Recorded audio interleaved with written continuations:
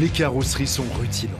Ce matin, plus de 60 voitures anciennes se sont élancées sur les routes du Nord-Grande-Terre. Pour les passionnés d'automobile et les collectionneurs, le spectacle est fascinant. Soigneusement restaurées, bichonnées par leurs propriétaires, certaines sont très rares, comme cette Panther Calista, une voiture anglaise qui associe une carrosserie Jaguar et un moteur Ford. Elle a plus de 35 ans et elle démarre au quart de tour.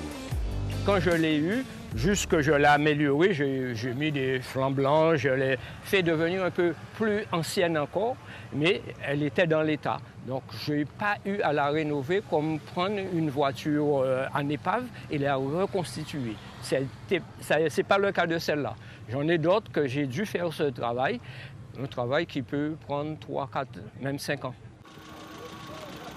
Elles sont moins nombreuses que les hommes au sein de l'association, mais elles sont bien présentes. Patricia partage la passion des voitures anciennes avec son mari.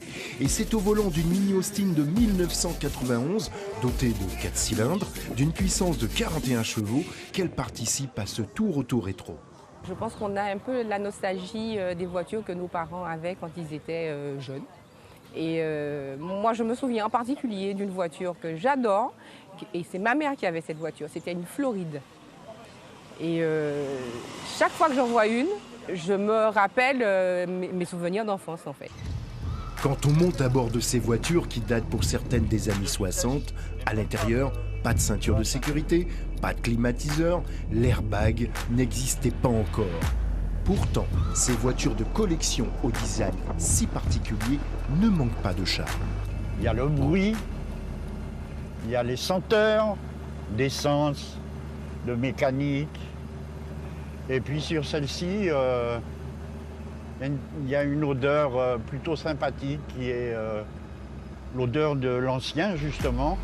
C'est un véritable voyage dans le temps que se sont offerts ces passionnés de voitures anciennes.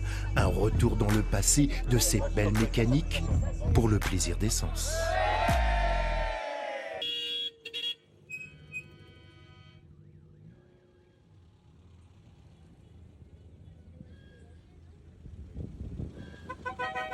C'est sur 3 jours, le 18, 19, 20 mai.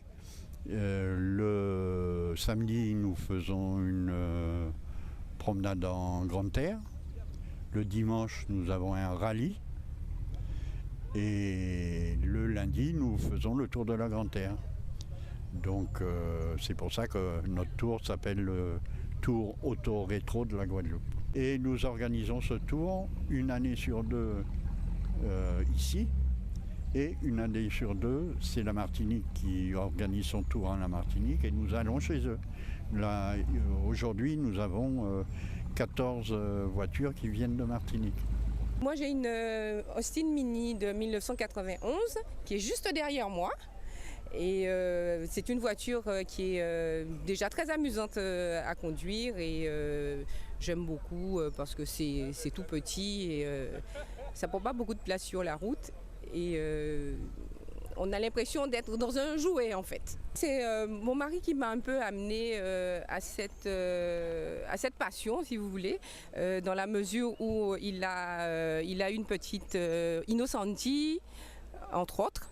Il a une Innocenti, une 2 chevaux. Et nous, on a eu un adhérent qui vendait cette voiture, la petite Mini dont je vous parle. Et tout de suite, j'ai eu le coup de foudre pour cette voiture. Je suis venu avec une Cadillac Fleetwood Brougham. C'est une grosse berline Cadillac des années 70. Celle-là date du début des années 70. Voilà, c'est la première fois que je sors avec parce qu'on a eu beaucoup de travail avant de la remettre en état. Et voilà, c'est un véhicule qui est assez confortable pour ce type de sortie. Un ami qui l'avait acheté bien avant moi me l'a vendu.